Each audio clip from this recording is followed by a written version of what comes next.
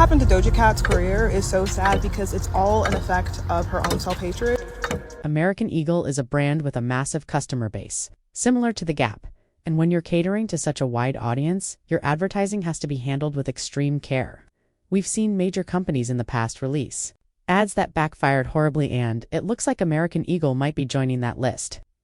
Just last week, they dropped a new campaign featuring Sydney Sweeney, and the messaging behind it is raising eyebrows. Here's what the campaign is saying. Passed down from parents to offspring, often determining traits like hair color, personality, and even eye color. Damn! My jeans are blue. She's first talking about her genes, how they basically shape her physical look. Then she points out her blue eyes, which connects to the fact that the jeans she's wearing are also blue. But really, what she's implying is something deeper. I'm a white blonde girl with blue eyes, rocking jeans that match me perfectly. For anyone who isn't Caucasian or doesn't look like Sydney Sweeney, this message can come across as offensive. It suggests that if you don't look like her, you might not be seen as attractive. And since she was chosen specifically for this, it can be interpreted that anyone who doesn't fit that image isn't considered beautiful by the brand. I go to American Eagle. Oh, I can't go in there because I'm black. This is a black woman who probably liked American Eagle before, but after seeing this ad, she said, "Look, I'm not white, so I can't shop here anymore." And she's not the only one feeling that way. Honestly, no one can convince me Sydney Sweeney is the ultimate beauty standard. Anyone who's objective about beauty can find 3, 4, 5 women just like her next door. Not saying Sydney Sweeney is ugly. She's maybe a solid 6 on a good day, but she'd easily get lost in a crowd. Nobody's breaking their neck to look her way. The real issue? White people's perception of beauty is, well, kind of strange. Really strange. But wait, there's more. This campaign is obvious rage bait, but here's what no one's really talking about. It's targeting women's deepest and most fragile insecurity under patriarchy, desirability tied to beauty standards. It affects not only non-white women, even though this ad screams white supremacist Aryan race propaganda, but also most white women who don't naturally have blonde hair and blue eyes.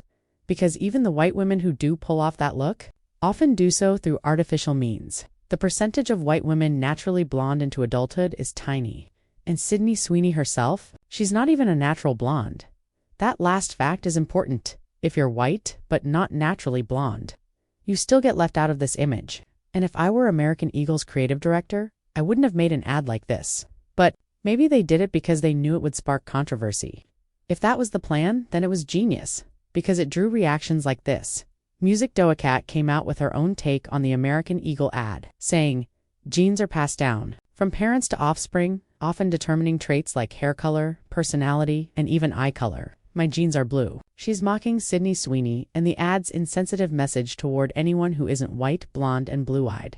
Doja Cat uses a degenerate hillbilly accent to imitate Sydney, which stirred up a lot of anger among white viewers. One person tweeted, "Only in America can a jealous black woman like Doja Cat mock a white woman like Sydney Sweeney with a hillbilly accent and not be called racist." Another said, "Doja Cat is African American and is mocking a campaign featuring a blonde, blue-eyed Sydney Sweeney with good genes." The point Doja Cat's making. You're making fun of her for being white, but deep down you want to look white too. Doja Cat is half black, half Jewish, but you get the idea. She has blonde hair, not natural blonde, but blonde nonetheless. She's mad because she doesn't have those good genes.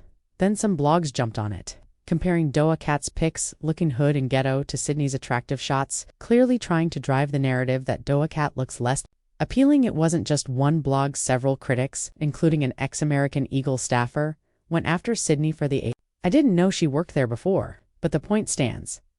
The world is mad at Doja Cat for mocking Sydney, even though the ad itself was, in my honest opinion, pretty racist. But then something strange happened. Black women do this? Doja Cat is mocking Sydney in that American Eagle commercial, but people aren't forgetting what happened in those chat rooms years ago. They say, "Who told you could do that? I bet if you had the chance, you'd be in that American Eagle ad yourself."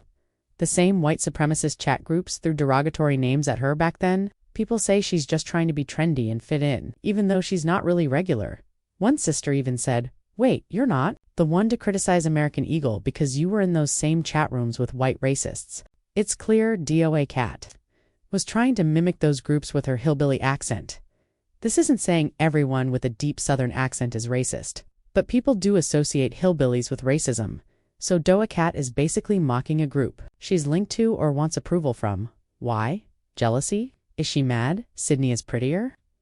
Mad because Sydney is fully white, and Doja Cat is only partly white. Keep in mind, Doja Cat dates only white men. That's another layer. There's more. Why pretend Doja Cat hasn't shown who she is from the start? She was in those chat rooms showing feet pics, dating outright friends, even wearing neo-Nazi shirts. We didn't forget. People have called her a weirdo long before this, so what does this all mean? American Eagle and whoever directed this ad aren't rookies.